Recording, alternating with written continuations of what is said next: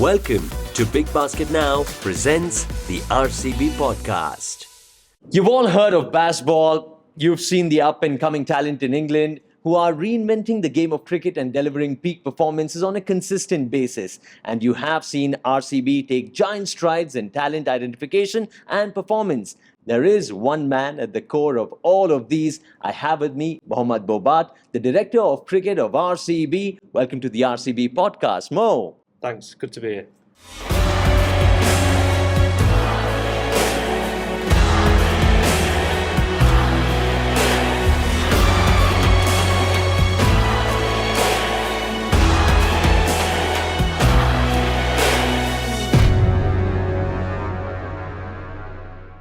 Thanks so much for spending time with us. There are so many questions on our mind. We thought we'll pick your brain and go about things and have a small little piece of conversation. To begin with, what is the role of a performance director in cricket, Mo? Well, look, the first thing to say, I get slightly embarrassed and flattered by your intro because most of those things you've described, you can't do on your own. In fact, there's a lot of other people doing a lot more work than I am to achieve those things, whether it's baseball or even the stuff with RCB. So it's important to know the importance of team and partnerships. The role of a performance director, well, I simply describe it as the performance director or director of cricket, whichever you want to call it. Your job essentially is to try and achieve sustained success. You should be able to allow the coach and captain to deal with the match, the series or the competition in front of you. But essentially you should be looking after the medium to long term. Now that means making sure that the strategy is set right, you're clear on what your priorities are. It means that you are getting the right people in your environment and creating the type of culture that enables the players to thrive under pressure. And it also involves being really clear with your decision making and your communication so that everybody stays on track despite the ebb and flow of results. When did your tryst with cricket start? What's your journey been like? Well, I've got my dad to thank for me loving the game. My dad absolutely loves his cricket, but he loves all his sport, but he certainly loves his cricket, so I've got him to thank for that. You know, I've got my own heritage. My parents were born in Africa, but my grandparents are from India originally, so cricket's a strong thread in our family and has been for many generations. Like many people who work in cricket, I'm a failed cricketer actually, so I was never quite good enough to be a professional cricketer, but I played cricket to a club level and a kind of semi-professional level, so enjoy playing the game. From my perspective, I just loved sport and loved everything to do with cricket as I was a young player growing up through systems.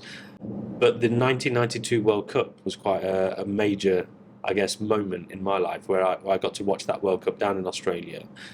England did pretty well and they got to the final. They lost to Imran Khan's Pakistan team actually, but that was an amazing World Cup, and I remember just falling in love with the game from that point onwards. बस यही बोलना है, यही तुम्हारा add? Yeah, that's it. सही है यार. Now delivering in 10 minutes.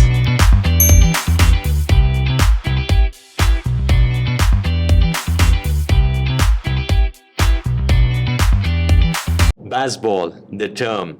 Do you concur? Well, we don't really like the term. Baz himself isn't a big fan of the term either. In fact, he cringes most times. I must be honest though, it's probably been quite helpful, even though we don't like the term. It's been quite helpful because it's enabled people to understand that we are trying to do something slightly different. One of the reasons we don't like it that much is it ends up being quite superficial. People don't try and think beneath the obvious thing. So it might look on TV like it's all about attacking run rates and hitting boundaries and being a bit carefree. There's more to it than that. You don't elicit the type of performance that Baz and Ben Stokes have been able to get from the team without it being far more detailed and complex than that. So for us, as long as internally we understand what it means, and as long as we can explain to players that actually it's about being smart enough to understand situations and moments in the game, and they're not going to get everything right, but that's okay. Once you understand situations and moments in the game, we want players to feel brave enough to be able to use their own strengths to put the opposition under pressure. Now, there might be moments in games where you have to absorb that pressure, either with the ball or with the bat. But as quickly as possible, we want to turn that to a point where you're putting the pressure on. And if you can do that and dictate terms for the game, you're going to get more results than you're not. It's also a bit of a mindset, and one of the things that Rob Key, who came in as managing director, was really strong on, and he and I work quite closely on, is just shifting our mindset across the whole department, not just the players, but all of our support staff, all of our coaches, just having a mindset where we're more positive about what we try to do. We take the aggressive option. We worry a little bit less around what could go wrong. there's always going to be performance pressure. Worrying about it isn't going to make you any better at your job. So we know that winning's important, but it isn't the only thing. And I think if we focus on the way we play and how we approach our games, winning takes care of itself. And that mindset is certainly something that I want to bring to RCB. I want us to really focus on having a really good time. I want us to focus on the way we play an aggressive, exciting brand of cricket that the fans can really engage with, the players enjoy throwing themselves into. And I think if you repeat that often enough, whilst making smart decisions, the results take care of themselves. Baz is going to be part of the RCB podcast as well. I'd love to hear what he has to say as well. But how did the entire Bazball revolution as such come along? How did the inception even happen, Mo? Yeah, well, look, like most change, it comes initially from a low. So, look, we've had, from about 2015 onwards, we've had a pretty strong track record in our white ball cricket, obviously leading to 2 World Cup wins, which we're all incredibly proud of. But our Test cricket for the year or so leading into Baz's appointment, we had quite a difficult time for whatever reason. Culminated in a very difficult Ashes, and there's likely, often the case, there's a bit of change with personnel. So new managing director Rob Key came in, and as I mentioned earlier, he's really big on mindset. And, he talks himself around when he was a player. He played against that very famous and strong Australian team many times. And he was always struck by the fact that as Englishmen, we were always quite timid and cautious. And the Aussies were incredibly brave, strong and aggressive. And he always thought that if he had a chance to lead an environment, he wants us to be a bit more like that. So we've probably got the Aussies to thank in some way for that mindset shift. So Rob Key deserves a huge amount of credit for that. When we were thinking about what our Test team needed, the biggest thing we thought was that we got a lot of good players there, but culturally we wanted to create the type of culture where they could just be a bit more aggressive. So then that takes you to leadership. And you've got to appoint the right leaders. So in appointing Ben Stokes, he's only going to lead one way. Like everything you see about Ben Stokes is everything you get. He's such a brave and courageous leader, and he's the sort of bloke that people just want to follow. So he's so impressive. So we're very grateful and fortunate to have him as our captain. And then when we had a chance to run our recruitment for the head coach, we had a number of really good options. But Baz stood out. He stood out as someone that we felt was going to be able to deliver the type of culture that was going to get the best out of Ben and get the best out of our players. And we were desperate, myself and Rob Key were desperate to try and create the sort of leadership that meant we could win with style. Not just winning alone, but winning with style was quite important. It certainly got a whole lot of attention and a lot of people talking and using the term Bazball as well. It caught on. What were initial reactions by the staff, by the players? Yeah, look, as I mentioned, Baz isn't a massive fan of the phrase, and actually a lot of the lads and the rest of us give him a bit of stick about it. I reckon secretly he might quite like it actually, but he pretends to not like it. But look, it's been great in many ways. Look, we haven't played that type of cricket for it to be termed anything. Right. We just think it's the best way to approach our cricket. As I said, like a lot of people think that they're in the changing room talking about strike rates and things like that. They're not. They're just like, if you're in the moment and if you trust what you're good at, take the opposition down. And as long as you've well practiced it and you've thought it through, you'll get the full backing of everybody. And one of the key things that people don't realise and appreciate with Bazball is how skillfully both Baz and Stokesy deal with moments where things don't go well. People think leadership is about the good times. Well, of course it is. But I think it's more important to show that leadership in the times where things don't go quite so well. And both Baz and Stokesy are unbelievable at picking up players when they think they've had a bad day, or dealing with a session or a scenario where things might not quite go so well. That's the true essence of leadership. And again, coming to RCB, I'm really, really excited about working with Andy Flower, who's a fantastic coach and someone I know really well. Faf's clearly an impressive leader. We've got some brilliant senior players, the likes of Virat, Maxi and DK. It's our job to create the type of environment where we can play the way we want to play. We dictate terms. And if we have games or sessions or innings where it doesn't quite go to plan, that's okay. Keep that perspective. You can't win every moment in every game. But if we still, when we're faced with a choice, we take the aggressive option, then we're in a good place. I did want to speak to you about how failure is approached, and I think you gave very good perspective about how to approach failure as well through the entire Bazball philosophy of it. What's the camaraderie like with Baz as such? Is there anything that you would like to share that may not be available in popular culture about Brandon McCullum? Baz he's quite a simple guy. Like, he keeps things pretty simple. He's really relaxed. Behind the relaxed composure that he has, he's definitely paying attention to details, more so than people would appreciate. And I think that's the really impressive thing about Baz. He's got this ability to focus on the things that are happening and every little interaction with every player and every staff member. But on the face of it, it looks like he's really chilled. So that's a really impressive skill that he's got. He loves his golf. I think that's for sure, and I think the lads love their golf, so that ends up being quite a good anchor that brings everybody back together. I know he likes his red wine. He loves his horses, so he's got loads of interest, and I think that's a big part of how he approaches things. He wants the players to enjoy every moment, enjoy when you tour, when you go to a different country. Don't just spend all your time in the nets. You're like trying to enjoy the experience, and those sorts of things pull people together, as well as practicing hard when they practice hard. And therefore, under pressure in game time, you've got more than just your cricket to pull you together. Baz used to say all the time that when he retired from playing, he looked back on his career and thought, God, that was so much fun. He wishes he thought and realised it more whilst he was doing it. So he often says to the players, just stay in the present, stay in the now, and realise that we're having the time of our life. बस यही बोलना है, यही तुम्हारा add? Yeah, that's it. सही है यार. Now delivering in 10 minutes.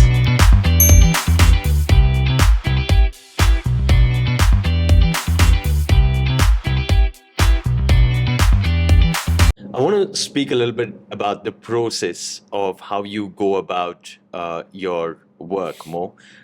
Does a lot of it come with the fact that you build a certain amount of trust to tell a player how they need to change their approach, getting a complete team to go about changing their approach, and how you actually went about it? I think the important thing for leadership is to create a compelling vision. Get people excited by how good something could be. So create a compelling vision first and foremost. And as a leader, don't be afraid to over-communicate that vision, because people will forget. So create a vision and communicate it really well. The key then is making decisions that are authentic to that vision. So for example, if I'm going to stand as a leader and say to the players and the management staff that I want us to take aggressive options, I've got to demonstrate and role model that in my decision making. So if you think about some of the decisions we've made recently with our retention and release, and then also some of our trade activity, I think that embodies that we're prepared to be brave to achieve what we want to achieve. So I think there's got to be a level of authenticity to what you do as a leader in the first and foremost. You then got to make sure that you've got really good people around you, because you can't do everything yourself. As I mentioned, having Andy Flower as head coach is massive for us. He's someone that, he's probably one of the most decorated coaches in the game right now. So to have him leading our changing room is incredibly important. And knowing I can trust Andy to lead the changing room means I don't have to get that hands-on. I can get on with my job and do what I need to do. And whilst he's focusing on the here and now, I can keep that on track and support and challenge him. But also I can think about the medium to long term and prepare for things that he might not be thinking about. So partnerships are really, really important, as well as that trust. You also need a high degree of talent. You need some good players. You're not going to win a lot without some good players, and we've got some really good players. And with our activity, with the trades and also the stuff we might be able to do at auction, we can enhance that player group even further. So that's exciting. And then a phrase I often use is, I think high performance. Then once you're in the moment, I think much of it is about what I would call minimising dysfunction. So be less dysfunctional than your opposition, which sounds quite uninspiring at times, but it's another way of saying know your basics. If I think back to when we've done well in my time with England, we've done well when things have been really clear and simple, and there isn't that much dysfunction. People are aligned, and we haven't been as good when there's been dysfunction. So as a director of cricket, I'll be trying to observe the environment, trying to support and challenge the captain and coach, and make sure there isn't any dysfunction. And if there is, put those fires out to make sure that we stay on track. Let's talk about your association with RCB. You, of course, have been following the team for so many years. 2008 was when the IPL started. What was it like when you got an opportunity to work with the team, and how did you take that up? Yeah, well, look, to begin with, my involvement with RCB probably started in late 2019 initially. So Rajesh got in touch with me actually, and off the back of our World Cup win, he was quite intrigued about some of the things that we had done in white ball cricket in England. So yeah, initially started just with some dialogue with Rajesh, and then actually moving into the year after, both Rajesh and Mike Hesson got me involved in a consultant capacity. And I'm very grateful for the way that Mike got me involved and hopefully utilised some of my support. Really impressed by Mike. I think he's an excellent director of cricket, and And him and Sanjay, I think, both did a really, really good job over the last few years and provided great stability and consistency to what RCB have done. 3 playoffs out of 4 years is no mean feat. So I think they deserve a huge amount of credit for that. But look, I'm not sure how much I did help them, because it's quite hard when you're doing things remotely. But I certainly enjoyed being involved, just to be an external sounding board and to try and support Mike in particular, which I enjoyed doing. So obviously did a couple of years of that.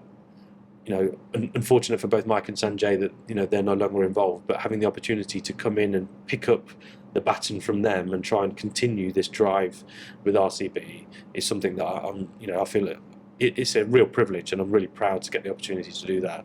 I'm very aware of the size of the followership. RCB as a franchise is just like incredible fan followership, and that's a real attractor.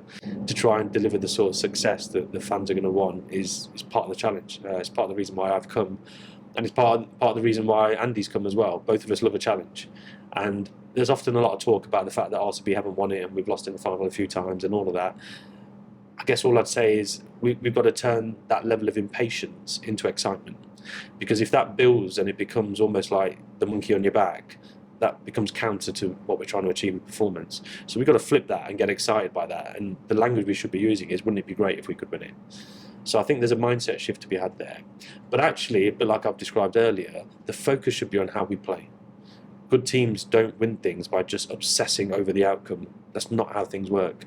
You've got to be really focused on your processes, your culture, your environment, your leadership, being really balanced in success and failure.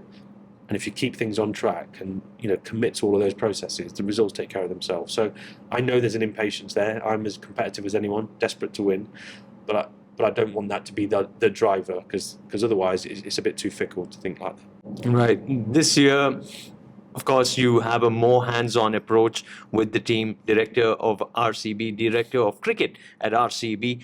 Talk to me about how it's been taken, and when you have conversations with the cricketers, with the rest of the staff as well, how's your experience been? Yeah, well, look, it's still early days. At this moment in time, I'm still completing my notice period with my England role, but getting pretty stuck into the RCB commitments, because you can't wait. Things get moving quite quickly. Obviously got an auction coming up, which I'm looking forward to being involved in. So I'm easing my way in. Original priority was myself and Andy being really clear on how we want to go about things.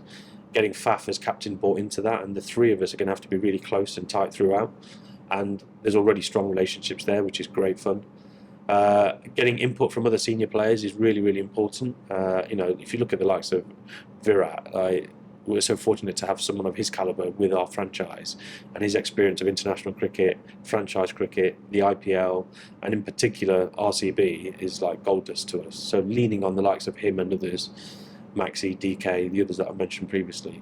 So you're trying to get input and make everyone feel connected in the mission. We've also got some really good staff around us. So Rajesh has been really helpful as a sort of, the leader of the franchise. Great input from the other assistant coaches and science and medicine staff. Really good insight from our analysts, Freddie and Mallow, who leads on our player identification. Great input from all of those people. You can only make good decisions with great information coming in. So I'm just trying to get a feel for what everyone's doing, trying to get everyone pointing in a certain direction, and try and set the tone and environment and culture for how we want things to be. But with auction and trades and retention and release, you've got to make some smart decisions as well, and brave decisions. So I think we've done a good job of some of that already.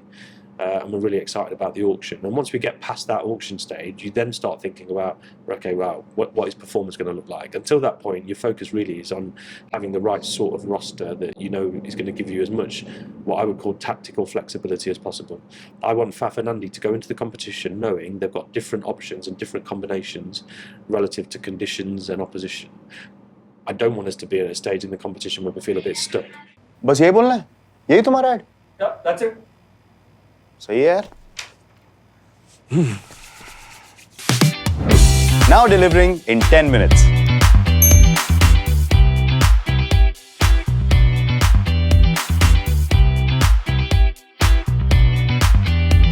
Everyone talks cricket in India. Wherever you go, have you started to notice a lot of chatter and noise with the season, with the team, and there's so much of talk about RCB on any given day?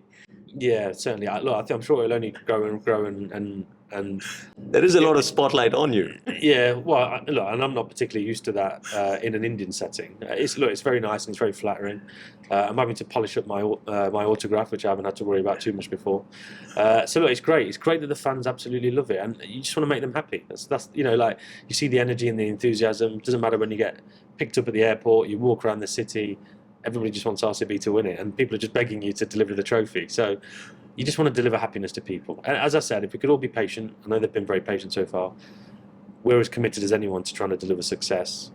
Focusing on how we play and how we train and the environment we create is going to be key.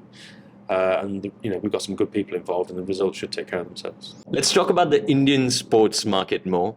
How do you see the potential unlocking, and how do you see the role of scaling up to happen in the next few years to come? Yeah, look, I'm far from an expert on Indian sport. I don't know a huge amount about it. And look, I've been to India many times with my England commitments, and I love coming here. Like coming to India is like one of my favourite tours because of the rich cricket heritage and culture. I always say to the England players that when we come over to India, the great thing is you feel like the main event.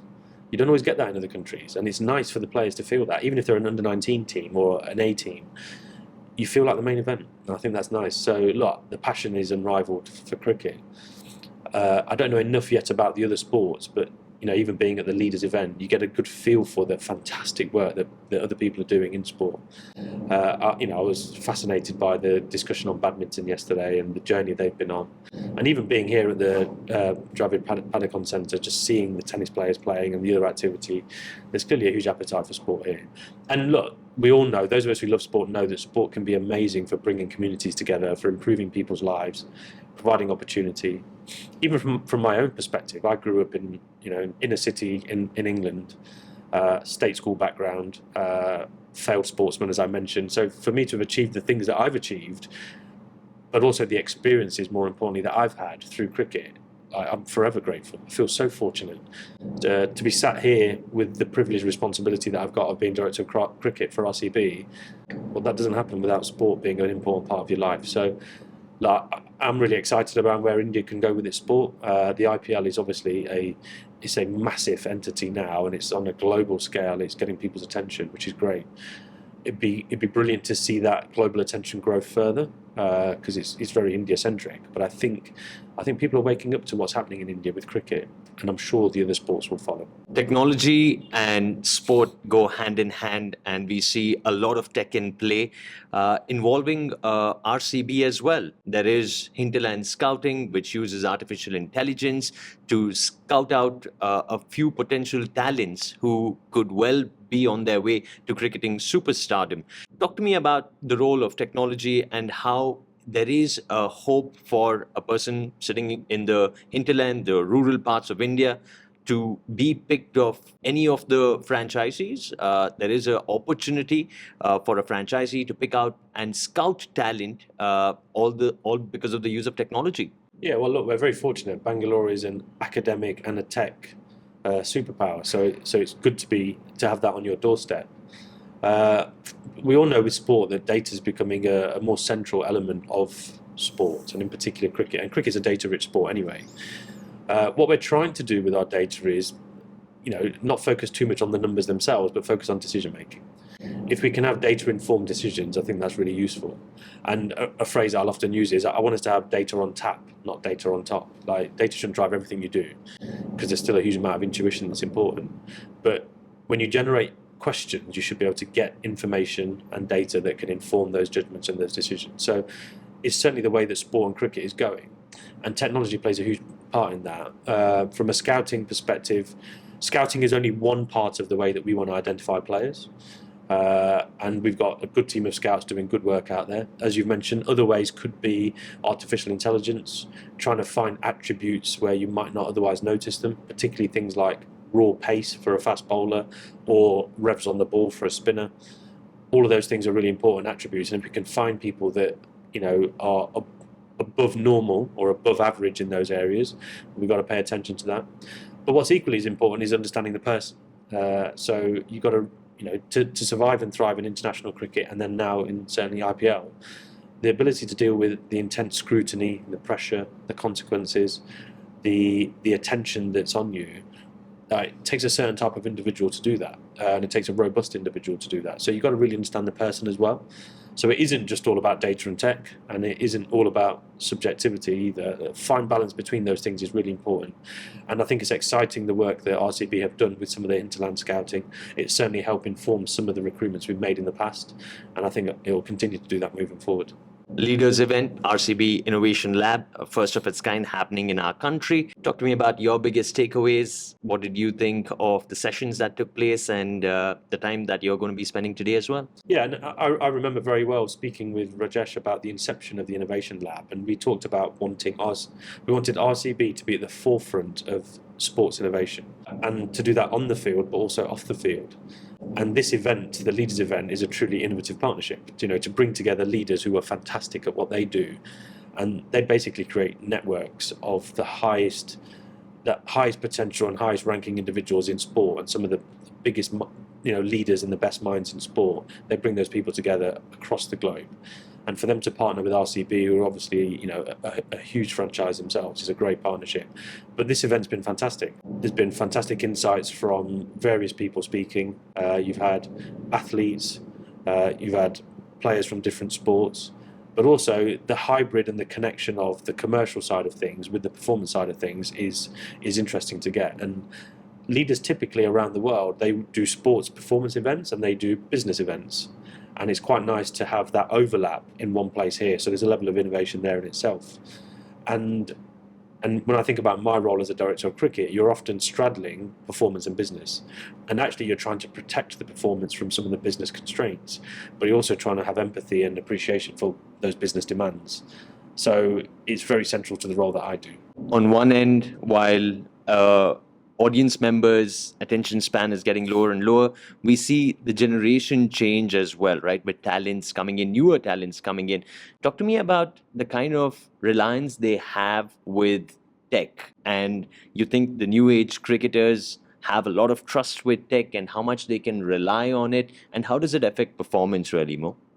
I'm far from a tech expert, but a couple of things that come to mind is that the modern generation likes immediacy. Want things quickly, so people aren't willing to wait quite as long. And they also want individualization. They want whatever entertainment that is available to them to be individualized to them. And that's true of how you watch your TV at home, how you consume your sport or your music. All of us want it to be on our terms and want it readily available. And actually the IPL has been at the forefront of that. It's by definition as a format, it's shorter and sharper than our other formats in cricket. I'm pretty sure that the fans would want more of it if they could get it with the IPL, with it not being a huge performance window or a competition window. But the content that we create has got to be personalised to the fans. It's got to be individualised, and it's got to be quite immediate as well. And I think the other thing as well, and something I'll often say to the players and our staff, is I think the fans want to get a sense of the person, not just the player. So it's important that people play in a way that reflects their personality. You look at the way that people follow Virat, it's because you get so much emotion from him, and you get a feel for the person and his competitive edge by the way he plays his cricket. And I think that's just so endearing to the fans. I think that's true of anyone. We say the same about Ben Stokes. People get a real feel for Ben Stokes, the person, by watching him play. Same is true for Baz. So the key bit is reflect your personality in the way that you go about things, because I think the fans connect with that. And would you say the young cricketers who have the potential and who are rising up the ranks in terms of using technology as a tool, or does raw emotions play a bigger part? In terms of the way they go about their development? Yes. Just in terms of performance and enhancing their performance. You think using technology as a tool can really help, or some things are best left alone to instincts? I don't think it's either or. I think technology can definitely enhance your performance, and where you're after any feedback, visual feedback or statistical feedback, it can be really helpful. But look, I'd probably just encourage young players to just immerse themselves in the act, in doing. I always say to people, if you throw yourself into just being as engaged as possible in whatever you're doing, whether that's sport, music, mathematics, reading, the arts, whatever it is, if you truly engage yourself with 100% focus, which isn't that easy to do, I think I think you can achieve great things. And I think in a modern world where there are a lot of distractions and there are a lot of different stimulus, there's a lot to be said for just really, really focusing and concentrating on something and throwing yourself into it and being fully engaged, because you could achieve so much. I think that applies to everyone, not just young cricketers. On that note, Mo, thanks so much for spending time with us and all the very best for the upcoming season. Really appreciate you being part of the RCB podcast. Thank you. Pleasure. Big Basket Now presents the RCB podcast.